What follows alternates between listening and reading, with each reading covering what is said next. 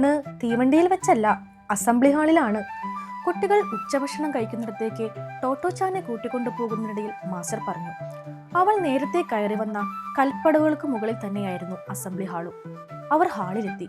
മേശകളും കസേരകളും നീക്കി നിൽക്കുന്നതിന്റെ പരുക്കൻ ശബ്ദം. കുട്ടികൾ ഊണിനുള്ള തയ്യാറെടുപ്പിലാണ്. അവർ ഇരിപ്പിടങ്ങൾ വട്ടത്തിൽ ക്രമീകരിച്ചു കൊണ്ടിരിക്കുന്നു. ടോട്ടോച്ചാൻ മാസ്റ്ററോടൊപ്പം വിശാലമായ ഹാളിന്റെ ഒരു കോണിലേക്ക് മാറി നിന്നു. അവൾ ശ്രദ്ധിക്കുകയായിരുന്നു. ബാക്കി കുട്ടികളൊക്കെ എവിടെയാ? മാസ്റ്ററുടെ നീളൻ ഷർട്ടിന്റെ തുഞ്ചത്ത് പിടിച്ചു വലിച്ചുകൊണ്ട് അവൾ സംശയം പ്രകടിപ്പിച്ചു. എല്ലാവരും ഉണ്ടല്ലോ, മാസ്റ്റർ പ്രതിവചിച്ചു. എല്ലാവരോ? അവൾ അത്ഭുതം കൂറി. പഴയ സ്കൂളിലാണെങ്കിൽ ഒരു ഡിവിഷനിൽ തന്നെ ഇത്രയും പേരുണ്ടാവും.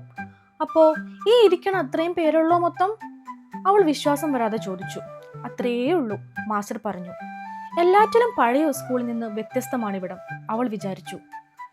കുട്ടികളെല്ലാം കസേരയിൽ ഇരിപ്പ് പിടിച്ചു കഴിഞ്ഞിരുന്നു. മാസ്റ്റർ ചോദിച്ചു.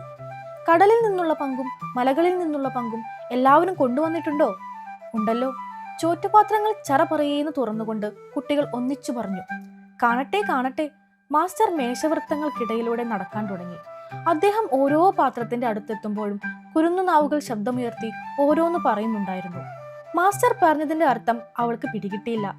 കടലിൽ നിന്നുള്ള പങ്കും മലകളിൽ നിന്നുള്ള പങ്കും കൊണ്ടുവരികയോ? ഹായ്, നല്ല തമാശ തന്നെ. കൊച്ചു ടോട്ടോ കൗതുകത്തോടെ ചിന്തിച്ചു. ഉച്ചയൂണിന് ഇത്രയും രസമുണ്ടാവുമെന്ന് അവൾ സ്വപ്നത്തിൽ പോലും കരുതിയിരുന്നില്ല. ഇവിടം വ്യത്യസ്തമാണ്, വിചിത്രമാണ്. നാളെ മുതൽ താനും ഇവർക്കിടയിലിരുന്ന് ഊണ് കഴിക്കുന്ന രംഗം അവൾ സങ്കല്പിച്ചു നോക്കി. പാത്രം തുറക്കുക, കടലിൽ നിന്നും മലകളിൽ നിന്നും കൊണ്ടുവന്ന പങ്ക് മാസ്റ്റർക്ക് കാട്ടിക്കൊടുക്കുക. ഹായ്! സന്തോഷം കണ്ട് അവൾക്ക് തുള്ളിച്ചാടണമെന്ന് തോന്നി. മാസ്റ്റർ പാത്രങ്ങൾക്ക് മുന്നിലൂടെ കടന്നു പോവുകയായിരുന്നു. ഉച്ചവെയിൽ അദ്ദേഹത്തിന്റെ ചുമലുകളിൽ ഊർന്നു വീണു.